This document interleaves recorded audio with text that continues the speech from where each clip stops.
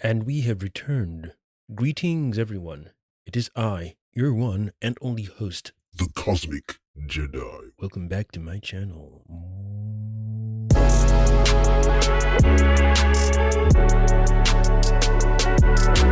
Alright then, I just finished watching the Cross TV show. It is very, very, very good. Nice. The first time I saw the trailer, I was like, I'm good. What? It then took my son's mother to say, listen and listen good. You and I both enjoyed The Mentalist. This show is similar to The Mentalist. What? I was like, that's a lot of high praise because The Mentalist is, my goodness, a very, very good show. Yeah. I'm actually thinking of rewatching that show again. Woo, I'm about to make a name for myself here. I don't know how I'm going to do that though, because I already know how it's going to end, but I haven't seen it in a long time. So I can rewatch movies again and again. I'm okay with them. But watching TV shows from scratch without skipping seasons, I don't know if I can pull that off. Oh, this is gonna be good. But yes, I enjoyed the Cross. Is it the Cross or Cross TV show or Cross Amazon Prime Video, whatever it's called, thing so far.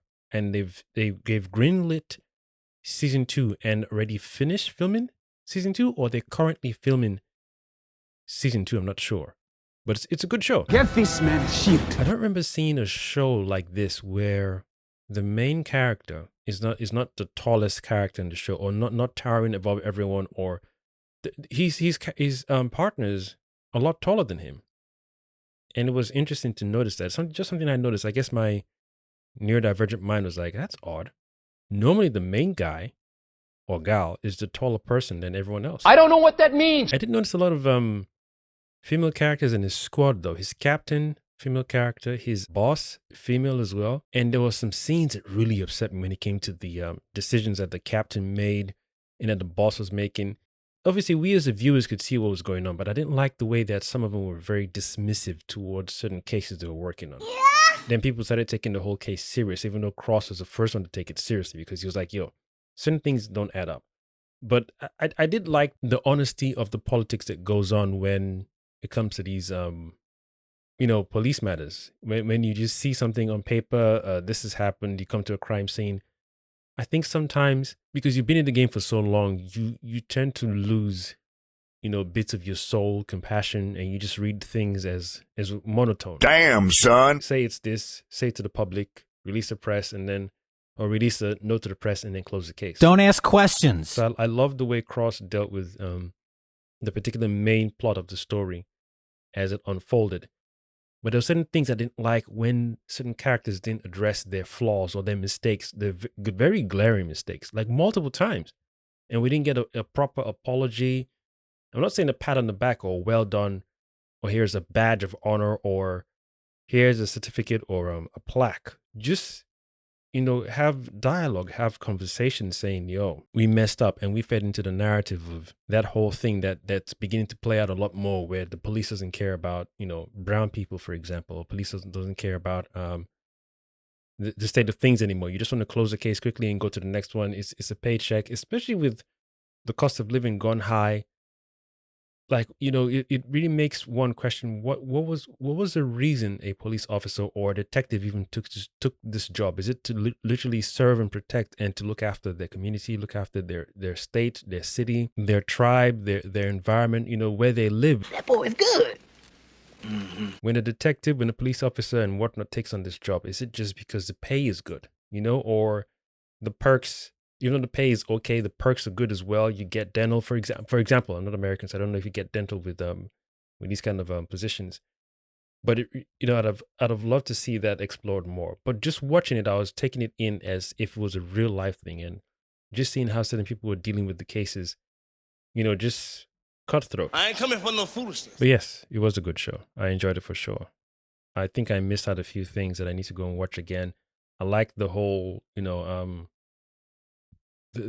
there are certain parts that I don't want to spoil it as well, but certain parts I like where you were seeing rich men and rich women, the whole play on the more powerful you are, the more you can get away with, because you do something in front of someone that they feel, this is morally improper, or you wave, some cash in front of them and they keep quiet. So I like what they did with that, because it just shows how people numb their minds and their souls towards things that are nefarious because of money. It's almost like, even though it's a man-made construct, people, it's a weird thing. People are letting go of themselves, whatever they truly are within, if they've even fully found that within themselves, only to worship this man-made construct.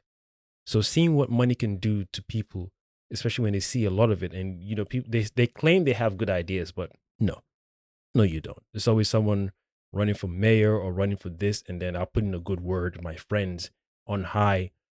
All I need you to do is this, and then get away with it. So there were a few scenes where someone witnessed something, and the person was like, "Yo, you slip up, I'm gonna out you, man, because I got you guys in my pocket." And to even end up in that scenario where you think someone is doing something because they can do it because they have the funds, you're not even thinking to yourself, like, they have the money, yes, but what if they're doing things behind closed doors that I might find morally ambiguous or completely out of order? But if I take this money, by doing that, I'm then implicating myself in anything this person might have done in the past or may do in the future, or is currently doing that I'm unaware of. So I enjoyed seeing that. I enjoyed watching that part of the show. And I really, because you know how I do my things. I don't want to just come here and give a review for a show and say it's an 8 out of 10 or 7 out of 10 or 10 out of 10. I'll say this one for me feels like an 8 out of 10. Shut up and take my money. And I'm looking forward to seeing season 2 and season 3. Nice. But I want more intelligent,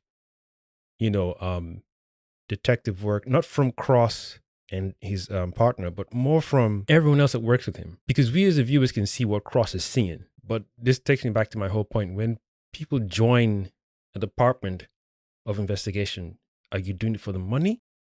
Or are you doing it for the love of solving murders and solving cases and catching the bad guys and making sure this doesn't perpetuate itself? Especially when you're dealing with serial killers, because they treat serial killers very differently over there than a regular killer or regular, innocent bystander or drive-by or gang war. Even that too, blaming something really serious that the viewers can see, but you haven't taken your time to delve into as a professional. And then just say it's a gang war thing or black on black crime. I like that because it's showing the truth of some American, police work, or you could say police work in the Western world. What? I wanted more discussion on that, saying you were so quick to dismiss this thing as a so-and-so thing, but now it's turned out to be something a lot bigger than what we thought it was because you didn't take the time to look at it. And then even that too, I was like, well, you gave it to Cross for a reason. So did you do it to hoping that, well, if I can't see anything, maybe Cross and his gift and his team can see something bigger than that I can't figure out. Get this man a shield. It just kept me thinking, surely the reason you've picked up this role as a career or job or whatever it is it just a job for some people, or is it something I'm so passionate about that happens to be a job as well, happens to pay as well? I want to put bad guys behind bars or put a stop to them because they come out the woodworks. And then when you realize this thread is so thick and strong and long, it's connected to more people than you thought it was, and more rich and quote unquote powerful people, or more twisted people with power. So stuff like that. I want to see more of that in season 2 because season 1 was beautiful. I enjoyed it for sure. So I'll definitely give it a 7, or maybe I should say 7.5 out of 10. There you go. That's my rating for Cross. 7.5 out of 10. Are you happy with that? I need to work on my ratings as well, like a cosmic 7. You know how long I've been waiting for this? A cosmic 7.5 out of 10. Nice. I'll workshop a few things and I'll figure out which words to use just to make it feel like, if Cosmic Jedi says it's good, you got to see it. But for sure, definitely check it out. Definitely check it out. I just want more intelligent policing, man, or more intelligent investigations, not from Cross and his partner, but more from the higher ups, and not just dismissing things as this happened and that happened. I want them to be intelligent as well, because you can hire someone like Cross, have him close cases real good and investigate stuff real well. If you're stuck on something and you're not sure, or maybe a different department or different state has brought something in, have it, be like, what? If y'all are struggling, hand it over to Cross. He's good at figuring things out. So, and even if you're thinking it's nothing bigger than what it is, let's just have someone like cross check. Have him cross check the thing just to make sure there aren't any loopholes or any things we're not seeing. Have him run it through again. And once that's done, we happy, you happy, then close the case. You know, then maybe you cross it, be like, yeah, it's cool. Oh, something's off here, a little dialogue here, a little fingerprint here, something like that. I like the way he does his mind space investigation as well. Like when he hears something from someone and he's connecting it back to something he heard 2 days ago or 3 weeks ago, and then we're watching his brain work, almost like Sherlock Holmes did, you know, where we're seeing the visuals of how Sherlock's mind works. I like that.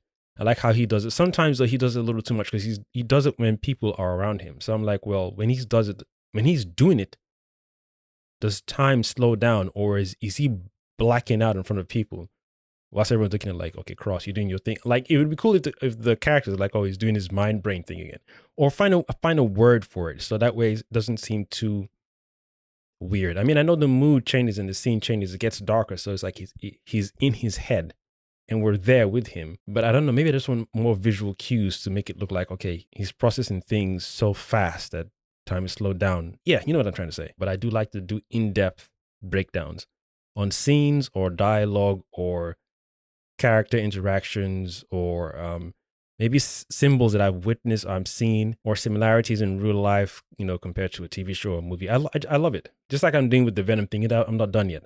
I love doing that. I did it with Flash, the useless Flash movie. Damn, son. I think I did it with Secret Invasion, Marvel. And I'm looking forward to then watching the What If series season 3, so I can do that either episodic breakdown or a whole breakdown for the whole season eventually. I'm currently watching Secret Level, and that's pretty good so far. Nice. So Cross, 7.5, or a cosmic 7.5 out of 10.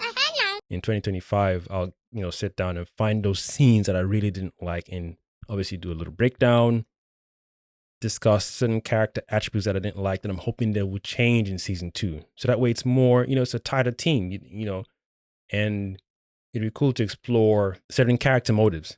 There's certain lingering characters from season 1 that I feel should get, stronger in season 2. Like their motives and their reason for becoming a particular way in season 2 will be stronger and nicer. I'm looking forward to seeing some people really be like, you know what, you think you're good, Cross?